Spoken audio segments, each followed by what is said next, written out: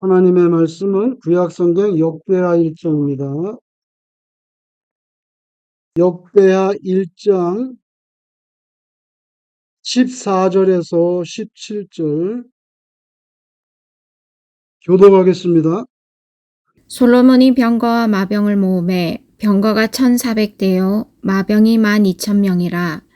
병거성에도 두고 예루살렘 왕에게도 두었으며 왕이 예루살렘에서 은금을 돌같이 흔하게 하고 백향목을 평지의 뽕나무같이 많게 하였더라. 솔로몬의 말들은 애굽과 구해에서 사들였으니 왕의 무역상들이 때로 값을 정하여 산 것이며 애굽에서 사들인 병거는 한 대에 은 600세겔이요 말은 150세겔이라. 이와 같이 헷사람들의 모든 왕들과 아람 왕들을 위하여 그들의 손으로 되팔기도 하였더라. 아멘. 오늘 본문에 보면 이 병거와 마병에 대해서 말씀을 합니다. 이스라엘 역사 초기, 그러니까 왕정시대 또는 그 전에 그 사사시대, 사사시대가 얼마나 오랫동안 됐을까? 학자들에 의하면 대략 200년 정도 된다고 그렇게 추측합니다. 추측하는 거예요. 200년 정도 사사시대가 있었고요. 마지막 사사가 그 유명한 사무엘입니다. 사무엘로 해서 끝으로 사사는 끝나고요. 사사는 젖지, 한사를 말하는 겁니다. 한사, 재판관. 왕이 없으니까 백성들을 재판해주는 그런 재판관을 리더로 세운 거예요. 근데 그 마지막 사사 사무엘이 끝나고 처음으로 왕이 된 사람이 사울이죠. 그래서 그 사사 시대는 한 200년 정도 된다고 보는데 그 200년 동안 그리고 사울 왕 때까지는 이렇게 전쟁에서 그러니까 이스라엘이 누구하고 전쟁한다 이거예요. 사사 시대도 전쟁이 있었고 뭐 사무엘 때도 전쟁이 아주 그 사울 왕 때도 전쟁이 있었는데 전쟁할 때 영토라든지 마병이라든지 이런 것이 잘 나오지 않습니다. 이스라엘에. 그 왜 그러냐면요. 그 당시에 이스라엘의 영토라고 하는 것이 팔레스틴 땅에 그저 좁은 그는 산악지대예요. 근데 산악지대에서는 경거와 말이 별로 소용이 없어요. 이거는 평지가 있어야 달리는 거거든요. 그죠? 그래서 잘 나오지 않습니다. 그런데 이제 다윗이 왕이 되면서부터 에돔을 정복하고 땅이 넓어집니다. 이게 넓어지면서 성경에 보면 다윗 시대부터 슬슬 병거와 말들이 나옵니다. 나병도 나오고요. 그러다가 이제 다윗이 죽고 솔로몬 왕이 들어서는데 오늘 16절, 17절에 보면요. 아주 그냥 병과 마병이 나오는 정도가 아니라 엄청나게 많아졌어요. 애굽과 구해라는 것은 정확히 어딘지 모르겠지만 애굽, 이집트를 말하는데 그런 나라들에서 아주 때로 사왔다는 거예요. 뭐 말 한 마리 사온 게 아니라 50마리, 100마리씩 떼거리로 사왔다는 겁니다. 그죠? 병거도. 병거는 우리 시대로 말하면 탱크 같은 거예요. 장갑차입니다. 비유하자면. 그때는 뭡니까? 이렇게 바퀴가 달려가지고 앞에 말을 묶어서 채찍으로 치면 아주 막 달려가는 거죠. 이건 뭐 보병하고 상대가 안 돼요. 그죠? 보병이 사람이 뛰는데 이거 병거로 하면서 해보세요. 오늘날로 말하면 전차나 탱크에 준하는 그런 수준인 겁니다. 근데 솔로몬이 그런 병거와 말을 엄청나게 사들였어요. 그리고 솔로몬의 특징이 뭐냐면요. 건축을 많이 했어요. 유명한 성전을 건축했죠. 그리고 또 뭐? 자기가 사는 궁전을 건축했다. 그죠? 그 다음에 고성. 이게 뭐냐면 무슨 뭐 곡식이나 병참 같은 거, 무기 같은 거 이런 것들을 많이 보관하는 그런 거. 오래전에 이스라엘에 성지순례에 갔는데 그때 한번 어디를 가냐면요. 음, 이스라엘의 평지에 있는데 거기 뭐냐면 솔로몬의 말, 솔로몬의 말을 갖다가 돌보던 마국간이 모여 있는 그런 유적이에요. 지금도 남아 있습니다. 솔로몬의 말이 얼마나 많았는지 그것만 관리하는 별도의 성읍이 있었단 말이에요. 정말 솔로몬이 강했던 거지.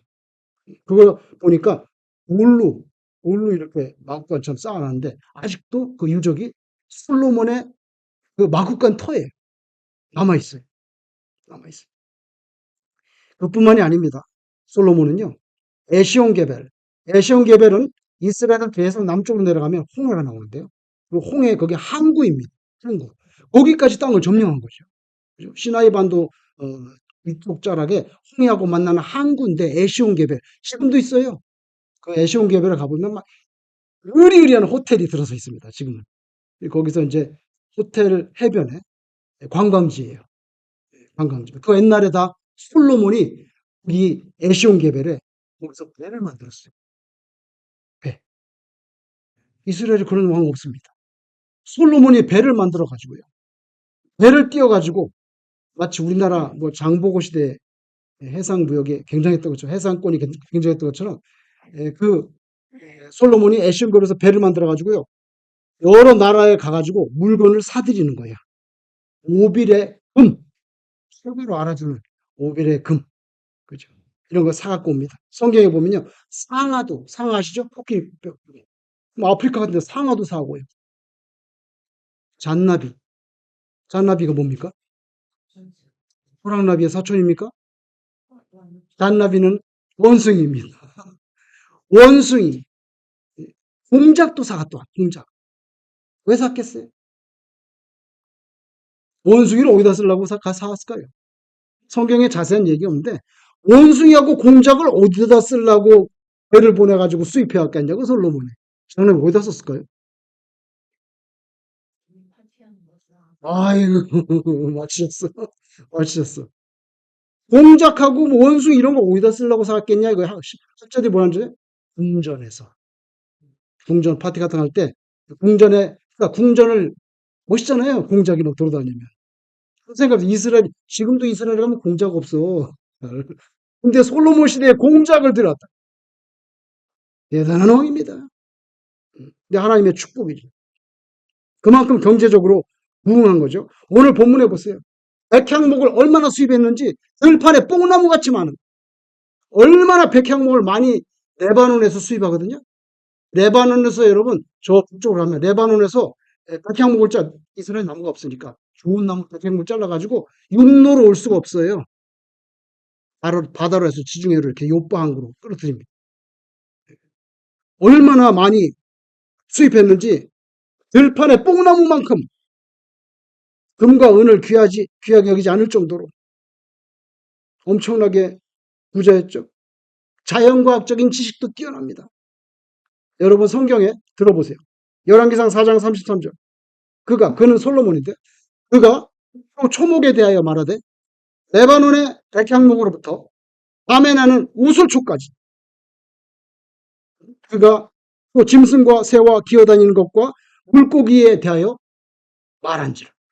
솔로몬이 얼마나 지식이 뛰어났는지 백향목의 생태, 담벼락에 올라오는 우수초에리까지 풀입니다. 그런 식물학적인 지식이 능통해서 짐승, 새, 기어다니는 거, 물고기에 대해서도 자세하게 말할 수 있는 솔로몬이 엄청난 자연과학적인 지식도 가지고 있었다는 거예요. 그뿐입니까? 성경의 잠언, 아가서, 전도서 누가 쓴 것입니까? 솔로몬이 남겼습니다. 정말 대단한 왕입니다. 그러나 하나님께서는 일찍이 모세에게 앞으로 너희 나라에 이스라엘에 왕이 생길 것인데 왕이 생기면 어떻게 해야 된다고 왕의 제도를 말씀하실 때 신명기 17장 16절에 말을 많이 두지 마라. 말을 많이 두지 마라. 이렇게 말씀하셨어요. 그건 왜 그러냐면 이스라엘 왕이 전쟁에 나갈 때 하나님을 의지하지 않고 뭘 의지합니까? 말을 의지. 야, 병거 몇 대지? 우리 뭐랑 탱크 몇 대야? 마병은 몇만 명이야 지금? 몇만 명 나왔어? 하나님께 기도할 생각은 안 하고요. 병거와 말을 의지하기인데 하나님 그 싫다 이거예요. 그러니까 말 너무 많이 두지 마. 말 너무 많이 두지 마. 그러니까 하나님 그 싫은 거예요. 그리고 말하면 제일 좋은 게 이집트인데 보나마나 말사면 어디로 가야 돼? 이집트로 또 갈 거란 말이에요. 이 난리를 치고 모세를 통해서 이집트에서 꺼내줬더니 또 이집트에 가서 머리 숙이고 말 좀 주세요. 이 짓거리를 할 걸 뻔히 아니까 하나님께서 하지 마. 말 없어도 내가 보장해 줄 테니까 필요한 것만 좀 있고 말 많이 살라 하지 마. 말 사면 네가 하나님 의지하겠어? 말 의지하지. 말 살려고 또 이집트 갈 거지? 보나마나 오늘 갔잖아요. 대변에 나오죠. 솔로몬이 어디서 샀어요? 이집트에서 갔었어요. 벌써 모세 시대에 하나님께서 모세를 통해서 경고하셨단 말이죠. 그 정도가 아니에요. 17절에 보니까 그렇게 사들인 병거와 말을 어디다 갖다 팔았어요? 내 족속에게 비싼 돈을 붙여가지고 팔아먹는 중개무역을 했다는 뜻입니다. 이게 중개무역. 여기서 사가지고 프리미엄 붙여가지고 해쪽 속에게 다시 역수출한 거예요. 아, 솔로몬 보세요. 돈 얼마나 많이 벌었겠습니까? 그래서 솔로몬이 그저 자기 나라에 예루살렘에 말 병거 두는 거로 만족하지 않고 엄청나게 사들여가지고 해쪽 속 히타이트까지 갖다 팔아먹은 거예요. 여러분, 그런데 실로 그러니까 일 보세요. 이집트만 교류한 게 아니에요.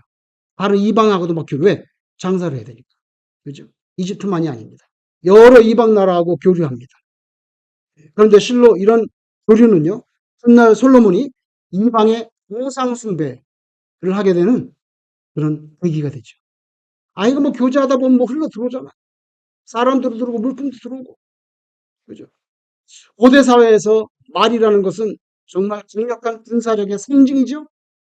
세월이 아무리 지나도 여러분 그 상징성은 별로 달라지지 않아요. 세월이 많이 지나서 징기스칸, 또 세월이 지나가지고 나폴레옹. 아니, 저도 지금도 기억나요? 우리 중학교, 고등학교 다닐 때 참고서 지금은 있는지 완전 정복, 그죠? 국어 완전 정복, 수학 완전 정복, 그죠? 뭐 사회 물리 완전 정복, 수술 완전 정복, 참고서 그 앞표지 똑같아. 나폴레옹이 챙이 넓은 모자를 쓰고 장화를 신고 백마를 타고 이렇게 내 사전에 불가능은 그래서 참고서 제목도 완전 정복. 나중에 공부 잘해가지고 공부 완전 정복하라는 거예요. 그러면서 거기다가 그냥 그 나폴 지금 그 완전 정복이 있나요, 영석 집사님? 모르죠? 없어요? 집사님 때 있었냐? 집사님 때 있었어요? 아, 중고등학교 때 있었어요? 음, 아유, 국민학교 때는 그냥 표준정과 동아정과 하나만 쓰면 거기에 그냥 미술까지 다 들어서 한 권으로 끝내는데 이건 뭐 중학교 들어왔더니 전부 과목마다 써야 돼. 국어 완전, 수학 완전. 한 열대 거 써야 돼. 맨날 흔책방에 가가지고.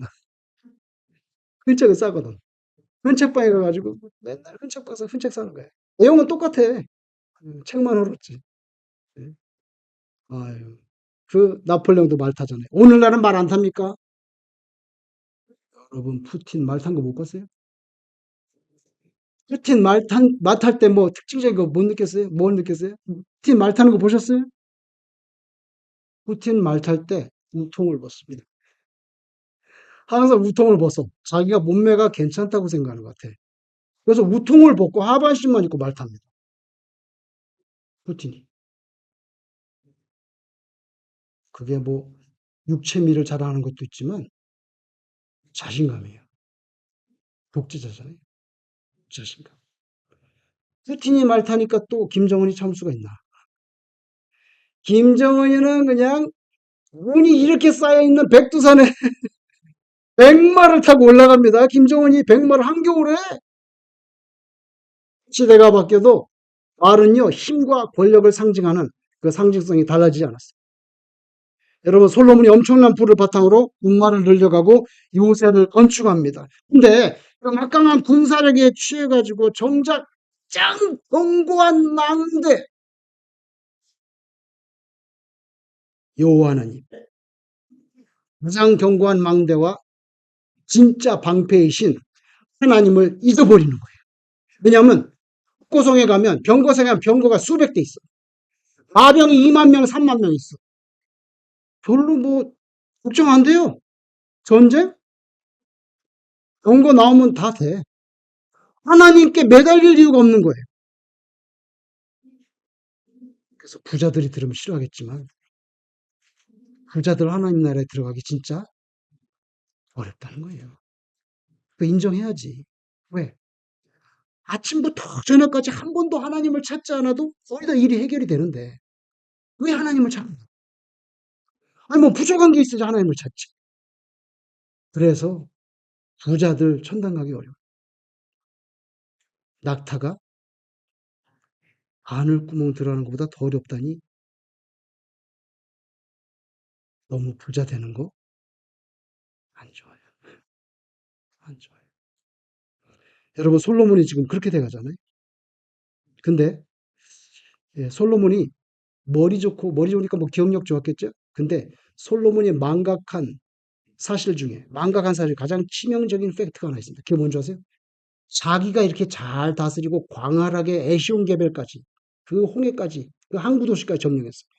그렇게 광활하게 땅을 점령하고 경제를 부흥시키고 소위 부국 강병입니다. 글자 그대로 나라를 부하게 하고 강병.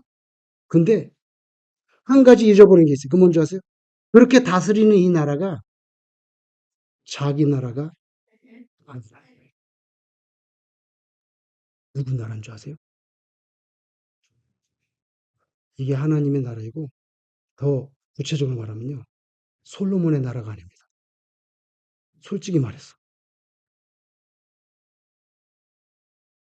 다윗의 나라입니다. 다윗의 나라. 왜 그런지 아세요? 하나님께서 이 나라를 영원히 견고하게 해준다는 약속을 누구에게 했습니까? 다윗에게 했습니다. 다윗이 성전을 지을 마음을 품었을 때 네가 성전을 지을 마음을 품다니 너무 기특해가지고 하나님께서 축복을 쏟아주는데 내가 네 집을 세워줄게. 영원토록. 그래서 여러분 지금 솔로몬이 다스리고 있지만 엄밀히 말하면 이거 솔로몬의 나라가 아닙니다. 다윗의 나라입니다. 그걸 잊어버린 거예요. 그거 잊어버렸어요. 그리고 여러분 분명히 다윗은 이스라엘을 이 세상에서 가장 막강한 제국으로 만들려고 하지 않았어요.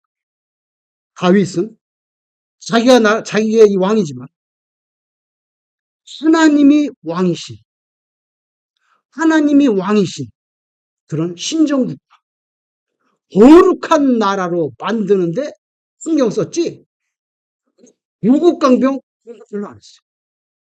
여러분 다윗 때까지도 점령을 못한 게 예루살렘이에요. 예루살렘 누가 점령했습니까?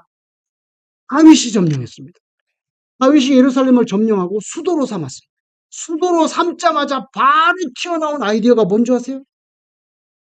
하나님의 법궤를 옮겨오는 것입니다. 왜? 하나님하고 가까이 있고 싶은 거예요. 여러분 다윗이 예루살렘을 정복해서 수도로 삼고 병거를 수입하고 마병을 늘려갔다는 기록은 전혀 없습니다. 그 난공불락의 요새 예루살렘을 정복하자마자 바로 첫 번째 튀어나온 정책 사업이 뭔지 아세요? 하나님의 법궤를 예루살렘으로 모셔오는 거예요. 보세요. 이 사람의 관심은요 하나님께 있지 병거가 아닙니다. 병거가 아니에요. 그런데 솔로몬은 너무 달라졌네. 나중에 솔로몬이 노년에 깨달았던 것 같아요. 노년에 깨달아서 잠언을 지었는데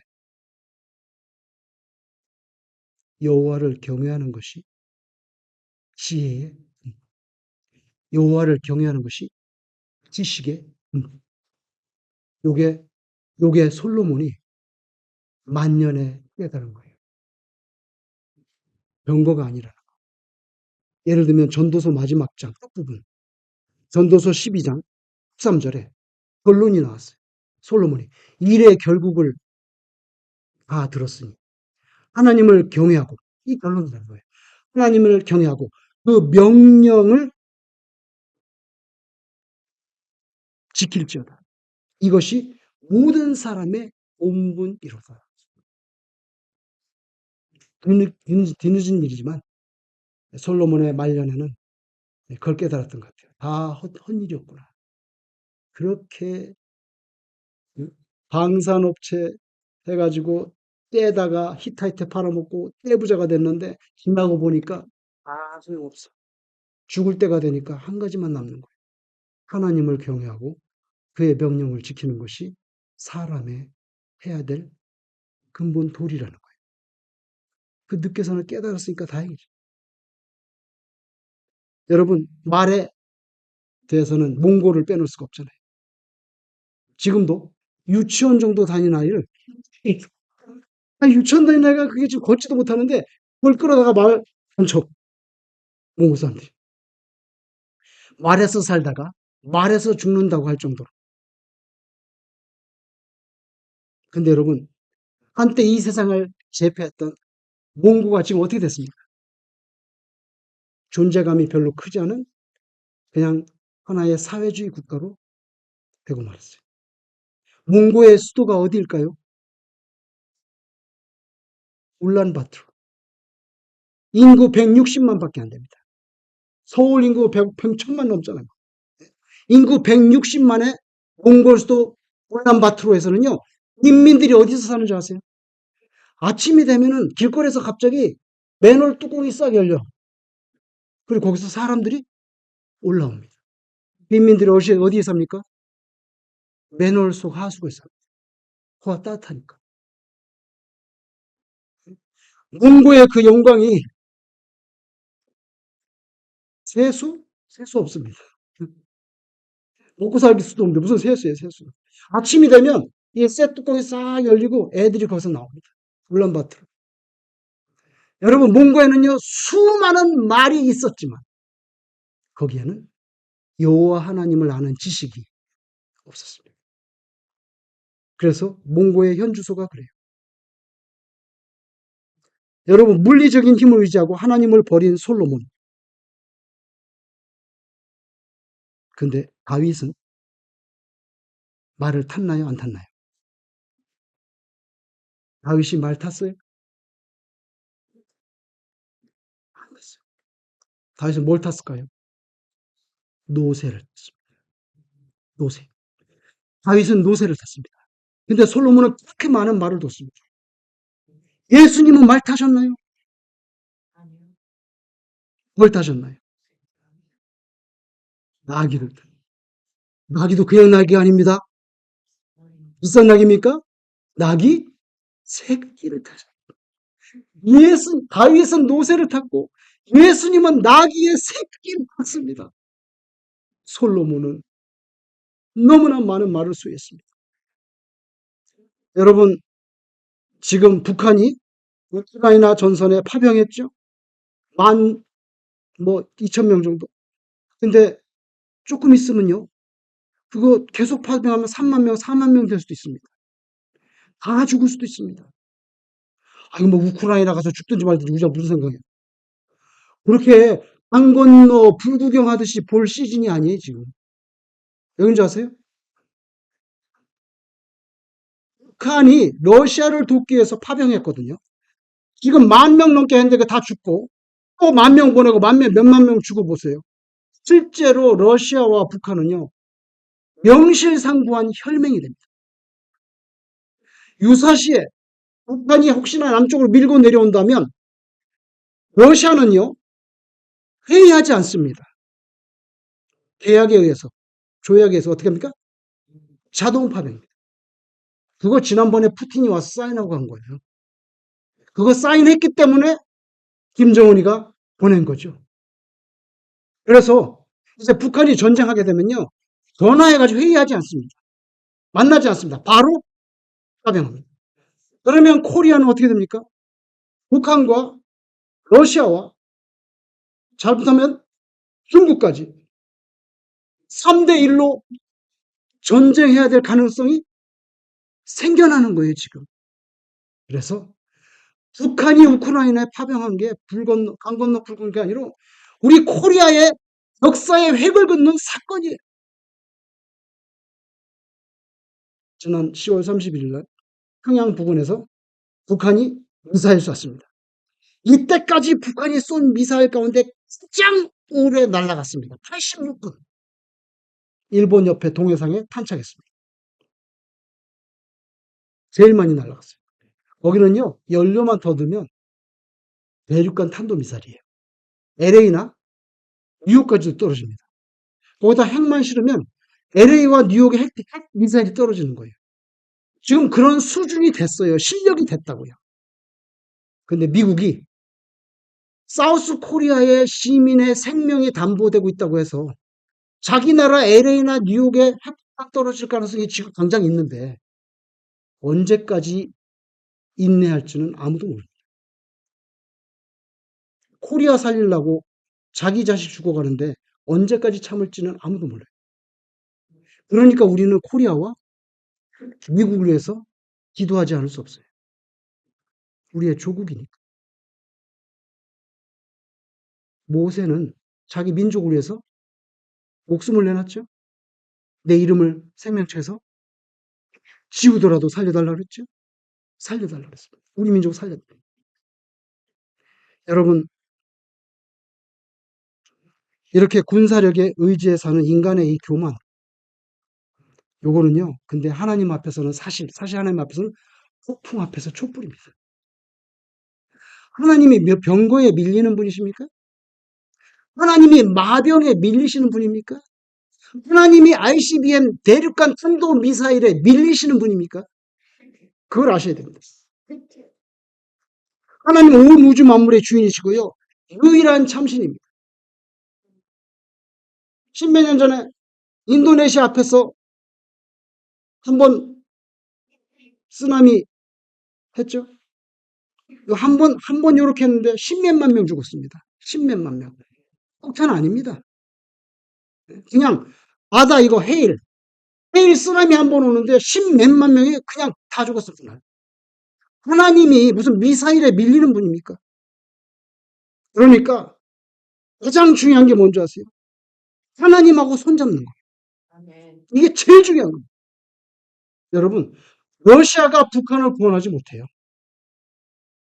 미국이 사우스 코리아를 구원하는 게 아니에요. 하나님이 원하시면 미국을 통해서 한국을 살릴 수는 있습니다. 그래도 여전히 미국이 살리는 게 아니고 누가 살린 겁니까? 하나님이 살리시. 하나님이 살리. 우리는 초점을 바로 해야지. 최고 권력자, 진정한 전능자는 하나님이신데, 여러분 우리가 의지할 것은 전능자 하나님밖에 없는 것을 믿습니다. 군사력이 다가 아니에요. 말을 많이 두는 것이 장땡이 아니에요. 죽음 앞에서도 칼을 쓰지 않으신 분이 누구입니까? 죽음 앞에서도 칼을 쓰지 않으신 분이 누구입니까? 예수님이십니다. 예수님 칼을 집어넣으라 그랬잖아요. 그죠? 예수님이 칼이 없어서 고난받으시는 게 아니거든요. 여러분 하나님께서는 전쟁의 승패가 결코 군사력에 달려있지 않다고 누차 가르쳐 주셨어요. 전쟁의 승패는 하나님께 달려있습니다. 여러분 우리가 오직 하나님께 어필하는 하나님을 절대적으로 의지하는 그 믿음 그걸 가지고 우리 조국을 위해서 기도할 수 있기를 바랍니다. 여러분 고린도전서 10장 31절 그런즉 너희가 먹든지 마시든지 무엇을 하든지 다 하나님의 영광을 위해 하라. 우리는 그렇게 하나요? 우리는 뭐 일터에 나가든지 전철을 타든지 전화를 하든지 하나님의 영광을 위해서 하나요? 하나님의 영광을 위해서 사는 것이 하나님께서 기뻐하시는 삶입니다. 하나님이 기뻐하시지 않는 인생은 어떤 인생일까요? 하나님이 아니라 세상을 의지하면서 사는 인생, 그걸 안 기뻐합니다. 시편 147편 10절 여호와는 말의 힘이 세다 하여 기뻐하지 아니하심. 그러면 하나님이 기뻐하시는 인생은 누구입니까? 시편 147편 11절 여호와는 자기를 경외하는 자들과 그의 인자하심을 바라는 자들을 기뻐하시는 나옵니다.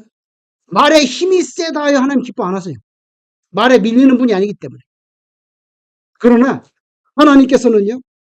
하나님을 경외하시는 자들, 하나님을 그 인자하심을 간절히 바라는 자들을 기뻐해요. 왜? 하나님은 하나님을 경외하는 자들의 그 소망에 밀리거든. 하나님이 역사하시거든. 여러분, 말은 힘과 속도와 용맹을 상징합니다.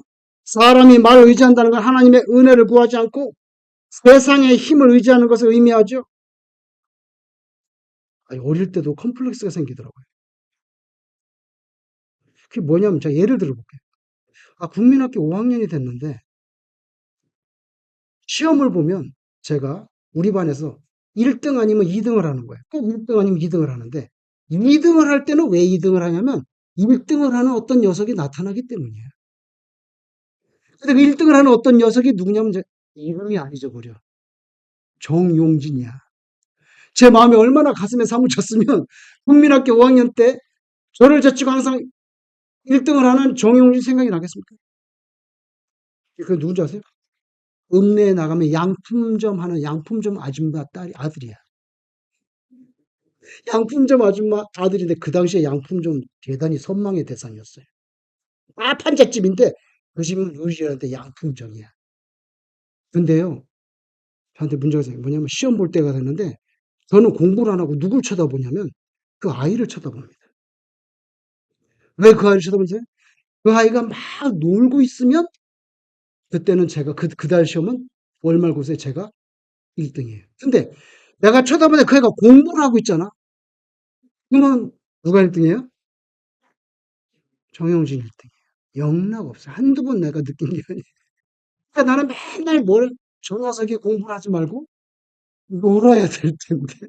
왜 앉아서 공부를 하고 있지? 공부만 하면 저는 무조건 2등이에요. 근데 가끔 생각해 봐요. 그 아이는 뭐가 됐을까? 그 아이는 예수를 믿을까? 그 머리가 좋은 아이. 그냥 잠깐 공부하는 척만 하면 분명히 1등입니다. 공부 안 하면 2등이야. 생각해 봅니다. 이 세상에 머리 좋은 사람 얼마나 많을까? 근데 머리가 중요한 게 아니고 정말 예수님을 믿느냐? 하나님을 경외하느냐? 경외하지 않느냐? 그게 제일 중요하다. 여러분, 하나님께서 어떤 사람 기뻐합니까? 다윗이 이런 고백을 합니다. 한번 들어보세요. 대단한 사람입니다, 다윗이. 다윗이 고백합니다. 시편 이거 2편 다윗이 쓴 시입니다. 편 20편 7절 8절. 어떤 사람은 병거, 어떤 사람은 말을 의지하나 우리는 여호와 우리 하나님의 이름을 자랑하리로다. 그들은 비틀거리며 엎드러지고 우리는 일어나 바로 서도다. 와, 이러는 고백을 했더라. 어떤 사람은 병거, 어떤 사람은 말을 의지하는데 그 사람들 비틀거리고 자빠진다 결국에는. 그들은 병거와 말을 자는데 우리는 누굴 자랑해? 여호와 하나님을 자랑하는데 마지막에 보니까 우리가 일어서나 있다 이거. 여러분 다윗은 병거와 말을 의지하다가 종래는 비틀거리며 엎드러진다고 했던 그 어떤 사람이 어떤 사람에게 자기 아들 그 자기 아들 그걸 그만큼 더 어떤 사람이 자기 아들 솔로몬일 줄 상상하지 못했던 것 같아요. 그래서 교육 안 했지. 신앙교육 안 했단 말이에요. 신앙교육. 아이들에 대해서 신앙교육 안 하니까 자기는 노새를 탔는데 능력 없어서 노새 탄 거 아니에요. 겸손해서 그렇지. 근데 보세요. 어떤 사람 그렇게 고백까지 했는데 그 사람이 누구야 알고 보니까 나중에 여러분 히브리서 11장 6절 믿음이 없이는 하나님을 기쁘시게 하지 못하나 하나님께 나가는 자는 반드시 그가 계신 것 그를 찾는 자들에게 상 주시는 자이심을 믿어야죠. 여러분 우리가 하나님을 절대적으로 믿는 믿음으로 하나님을 기쁘시게 하는 그런 신자가 되기를 주의 이름으로 축원합니다. 기도하겠습니다.